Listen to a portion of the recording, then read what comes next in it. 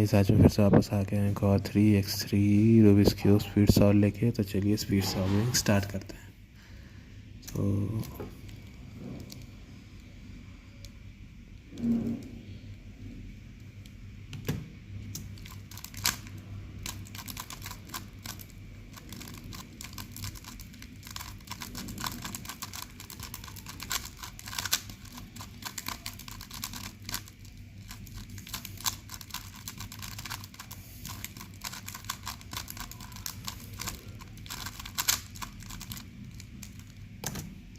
As you can see guys, मैंने 3x3 को 22.11 second में सॉल्व कर दिया है। Thank you guys, thank you for watching. I will be back with another speed solve tomorrow.